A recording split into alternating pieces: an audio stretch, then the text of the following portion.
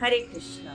Why it is always said that when you are reaching nearer to the fulfillment of your aim and to the success in your life, then you have to go through many struggles in your life. You have to tolerate many pains in your life. You have to see many difficulties, and if you are able to overcome all the pain, difficulties, and struggles in your life, then you are definitely going to reach the aim of your life. You are going to get the every success you have imagined in your life ever. So today I will share a tale of demigods and the demons, by which I will prove you that if you are going through the struggles, if you are facing the pain in your life, then definitely you are reaching very nearer for the fulfillment of your aim, the success, the happiness, whatever you have ever thought in your life, it's definitely going closer to you. So, this is the tale of demigods and the demons. In the beginning, there was nothing.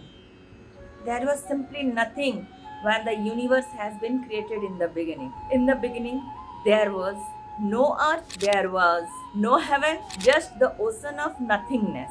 From this eternal void emerged a story so powerful, the cosmic, that it saved the destiny of gods and the demons alike. A story of grit, a story of wisdom, and a nectar of conflict and balance. And while narrating the story, you all be coming to know that what tale I am going to share with you now, because I think each and every one of you must be hearing about this story, but at the end, you will be coming to know that why I am sharing this story again with you. So, once upon a time, the demigods, yani ki the devs, celestial gods, and the demons were there. But the celestial gods became so arrogant and so proud that their pride blinded them. And Rishi Durvasa, who is a sage, he has cursed the celestial gods because he feel very insulted of their pride. So, in his rage, he cursed the devas that they all will lose their strength, they all will lose their power, and they all will become weak. And just like that, the heaven becomes to collapse. Indra lost his throne. The skies turned grey. The asuras, yani the demons, led by Bali, they rose in power. Darkness threatened to consume the entire universe. And the devas, they have become weak and desperate. So what should they do now? They all started to go to Lord Vishnu and beg them to give their pride back, to give their universe back, to give their strength back to them. Lord Vishnu just smiled and said, if you need to regain your strength, then you must churn the cosmic ocean. That is the Kheer Sagar. From its depth will emerge Amrit, the nectar of immortality. But there was one catch. What is that? The catch was that the churning could only be succeed if both the gods and demons worked together. And you both were enemies, but enemies would have to become allies. So that mighty Mount Mandara was chosen as the churning rod, that is Vashuki, the king of serpents, became the rope. On one side the devas pulled and the other side the demons pulled. So there was a churning between both the demons and the gods. And left, right, the ocean boiled. Thunder cracked. Waves rose like mountains. What come out changed the universe forever. From the depths of the ocean came four divine treasures: Kamdhenu, the wish fulfilling cow; Aravat, the white elephant; Kalpavriksha, the divine tree that fulfills each and every wish of a human being; and fourth, Mahalakshmi, the goddess of wealth and prosperity. But yes, Mahalakshmi herself emerged from the churning, radiant and resplendent. She looked around and walked towards Lord Vishnu. The universe paused as wealth and wisdom has been reunited. But not everything which has been emerged. It was only divine, and it was good. Before the nectar came a deadly poison called halahal, so powerful that it could destroy all the creation. The devas ran again. The asuras panicked. What should we do to save the universe? Then comes the hero of that tale, Mahadev, Devon ke Dev Mahadev.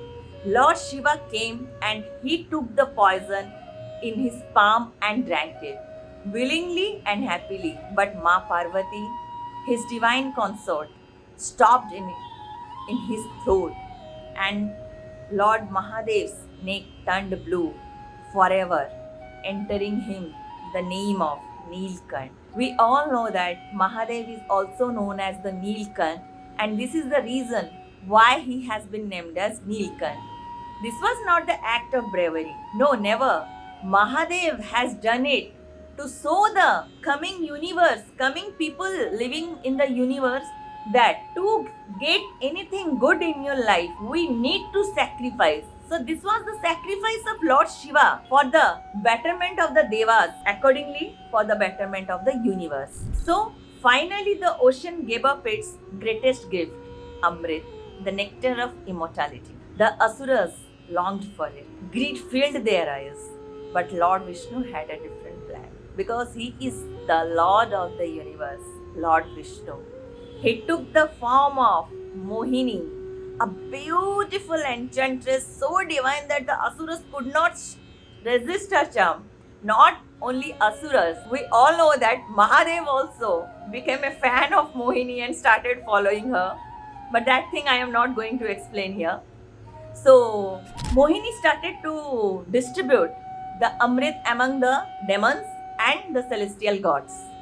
And with her divine trickery, she gave only the Devas that Amrit. Balance was restored, light returned to the heavens. But one Asura, who was very clever, he went and stand in the line of the Devas, where Lord Vishnu in the form of Mohini Avatar was distributing the Amrit among the celestial gods, and that Asura disguised himself as a Deva and drank a few drops of that Amrit. The sun and moon watched it and warned Vishnu that, see, that Asura was disguised himself and he was standing in the queue of the Devas, and he has already drank a few drops of that Amrit. Instantly Vishnu severed the Asura's head with his Sudarshan Chakra. But since the Amrit had touched him, the Asura did not die.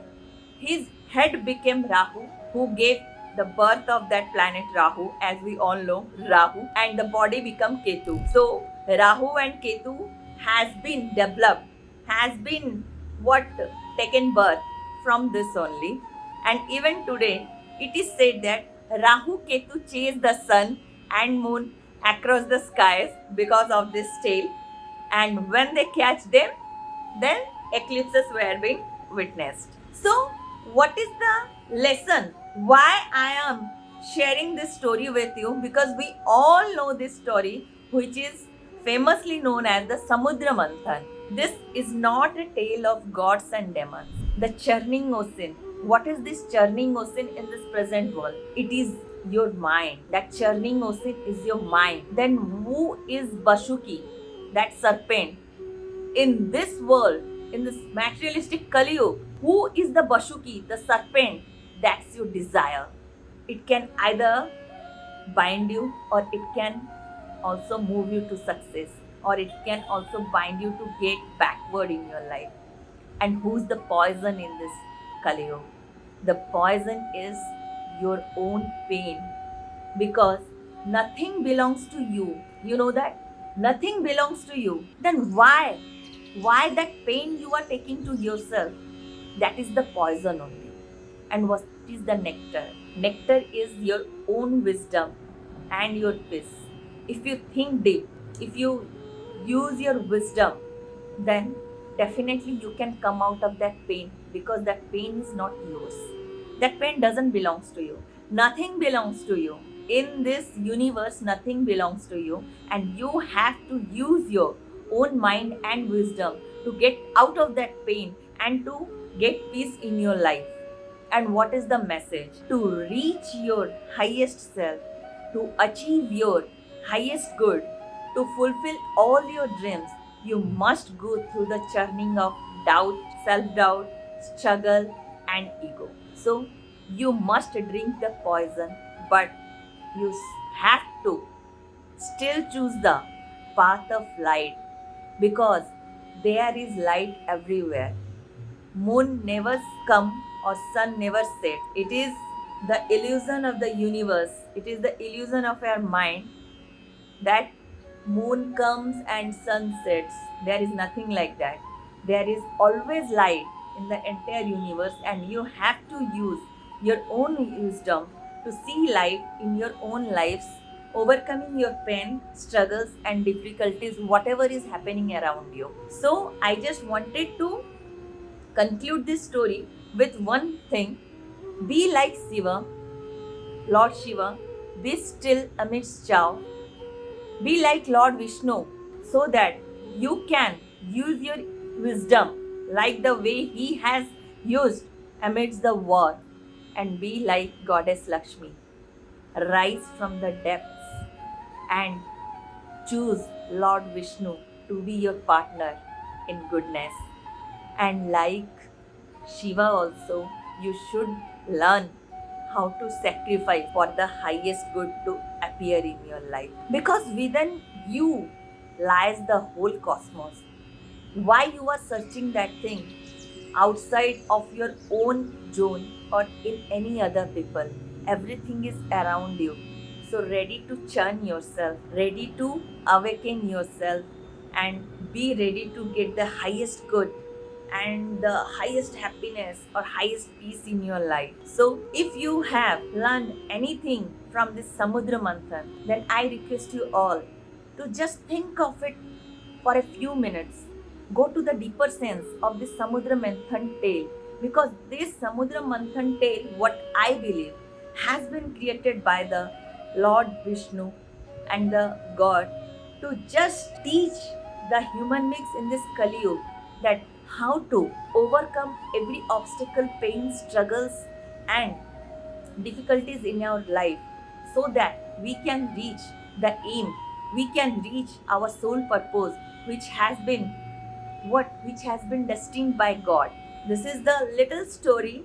I have not described it much, but I think you all have learned something from this story. If you all have learned something a little from the Samudra Manthan story, I request you all to please drop a little comment if it has been useful in your life. Stay blessed. Hare Krishna.